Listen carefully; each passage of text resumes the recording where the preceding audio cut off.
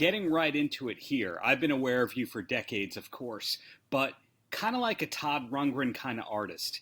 You're one of those people where it's hard to define who they are, what they are, because some people are going to say Trip Shakespeare. Some people can look at your work in Polara and different bands as a drummer or a sideman. Right. Plus, you got the solo artist. How do you like to be thought of at this point in your career? The songwriter aspect grows in importance to me for some reason. Don't know why, but that kind of feels like maybe that's my, where I'm doing the best, making the most impact in my little way. So I guess as a songwriter, and then, the recordings are super important to me. And so I guess a recording artist also. And art, the word artist, that seems really pretentious, but just, I'm trying to make art, I guess. Trying and succeeding. And when you have an album like When I Was a Writer, that's a preterite tense kind of title, but it's clearly a return to form here. So is this something that you're going to be doing regularly for the years to come? Oh, yeah, definitely. And, I might not have had quite the right format for me because really I've been kind of just working in the same mode nonstop forever, just ever since the beginning, since I first started kind of writing songs as my kind of reason to be, which is all the way back in college. So that's what I've been doing. But I think for a couple years I've been, or maybe for even a couple decades, I've been kind of stuck in a rock mode a little bit with electric guitars, and maybe it wasn't really quite right for my voice to peek through to, because I've got a soft, kind of cloudy voice. So maybe I'm just kind of hitting my stride a little bit because I've found form, a band, an arrangement, a group of musicians that kind of makes more sense for how I sing. And as I mentioned before, you were a drummer in a major label band and all that. Yeah. I've heard of people who actually compose while drumming. Was that ever the case for you?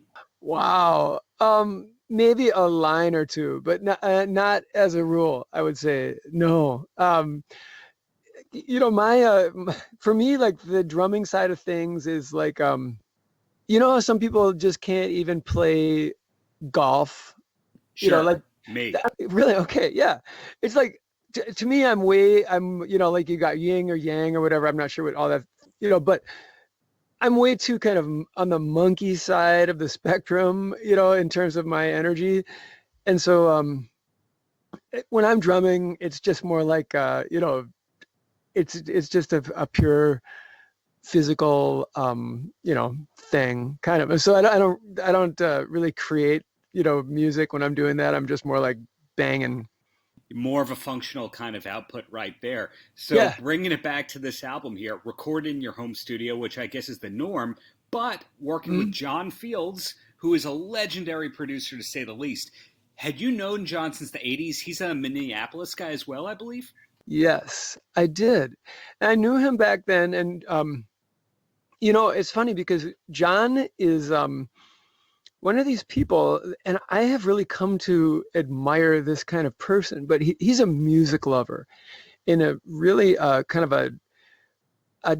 a profound sense. He's and in that way, he's like my brother, Dan, and they both have a very wide aperture to allow in all kinds of music, and they have kind of low judgment in terms of they're not always judging, and it's always been my habit to be very judgmental, and I kind of define myself because I hate that kind of music and that sounds dumb, it's like, and it just more kind of judging all the time.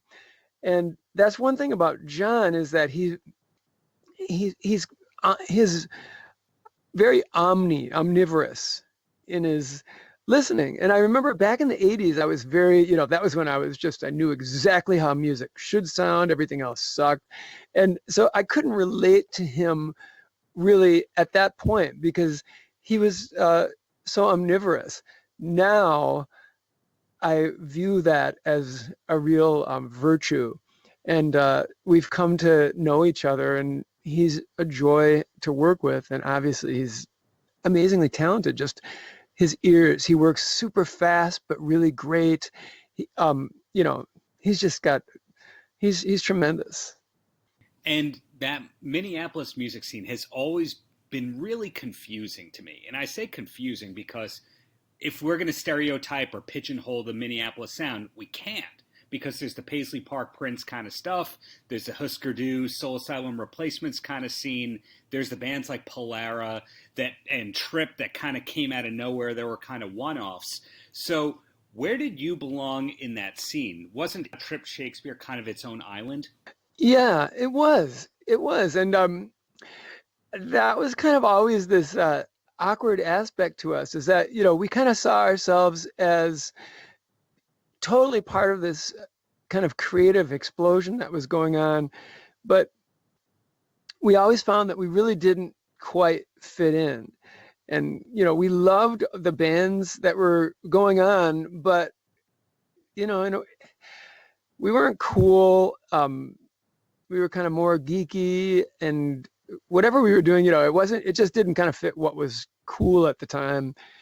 But we were kind of stuck with what we were and what we were enjoying, which was, we wanted everything to be super fun and, like delightful and stuff. And so we weren't really very punk or, any of those things. And we definitely weren't in the style of Prince. So we were kind of an odd fit, but we always felt like we were part of that same energy that was going on. One thing that was happening around then, which is kind of difficult for almost to remember now, but every city back in those days, in the late 80s, even the early 90s, every city kind of was very isolated from other towns. And you didn't really hear the music coming from other towns unless it was on MTV, or else, when the records arrived. But so it wasn't like now where all music, is really just in one worldwide marketplace. It was different cities had their own thing, and so we shared this kind of isolated vibe in Minneapolis, where we could really only imagine what might be happening in New York, say, where you are. We did imagine it, and I think what we imagined was going on was kind of more like what we were doing. We were kind of trying to make music like we thought the incredible things that were happening on the coasts, and actually it was nothing like that. It was just our kind of fantasy of what might be going on in big, cool cities. But there was surprisingly crossover that if we look at somebody like Michael Bland, who played with both Prince and Soul Asylum, or Tommy Stinson, who played with both Soul Asylum and the Replacements at different points, people did kind of transcend the different barriers and genres.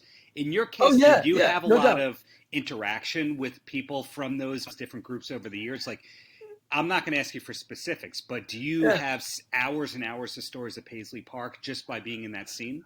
Not so much from Paisley Park. We made our first, when we first got on a major label, we made our first record at Paisley Park, and that was amazing.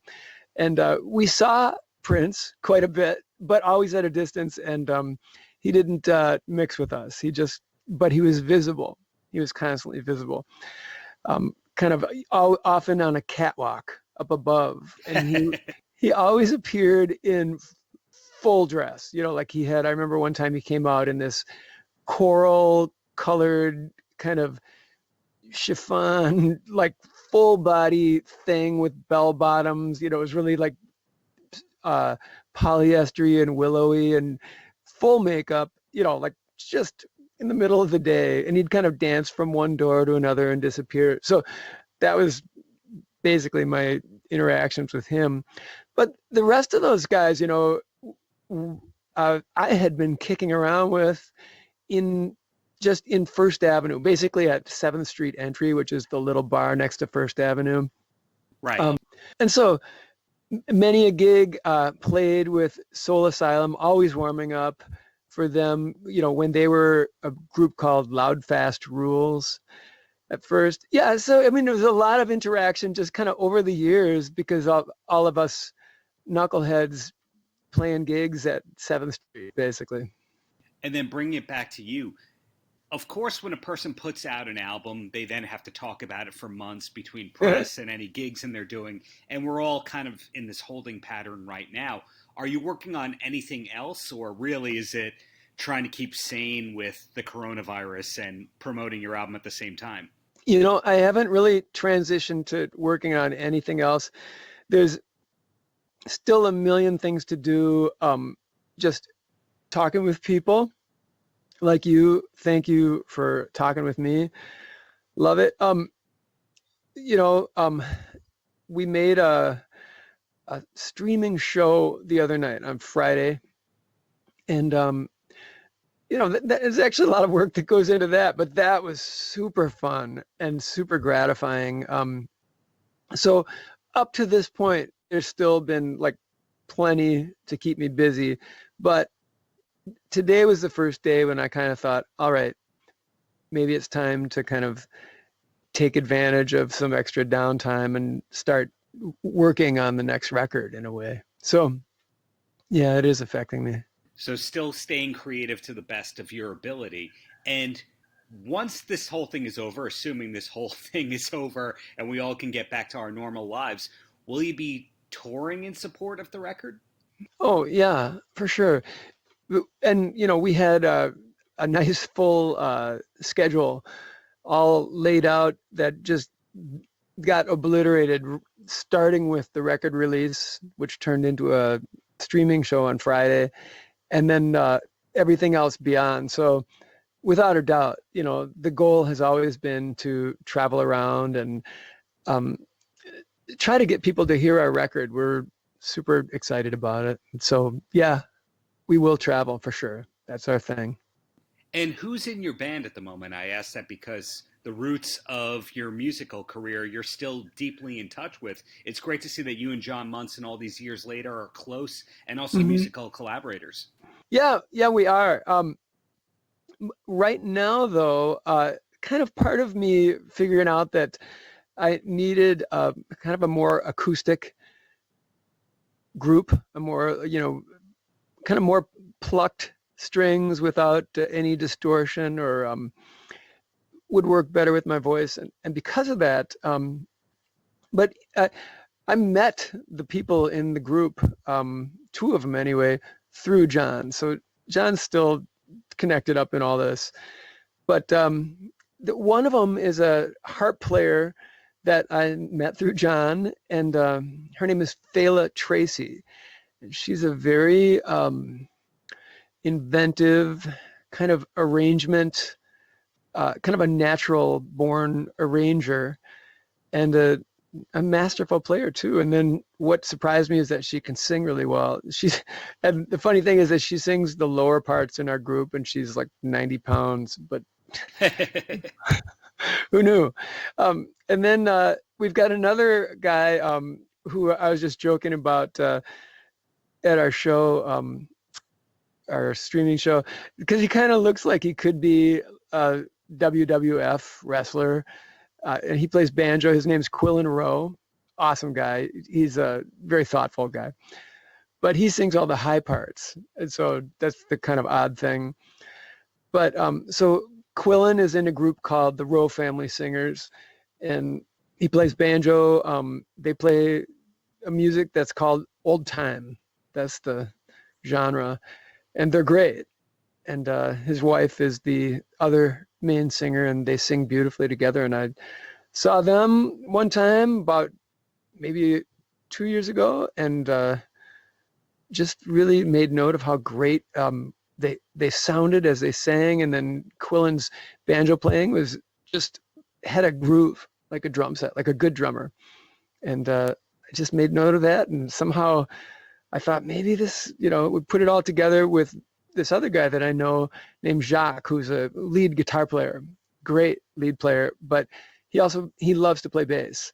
And so brought those three together, and it sounded really good together, and better than I thought. And those two, Quillen and Phelan, sang well as well, and it was just, okay, this is a sound. Well, two quick questions, and then you're a free man, or at least for me, they're quick questions, and it depends on you how long those answers take.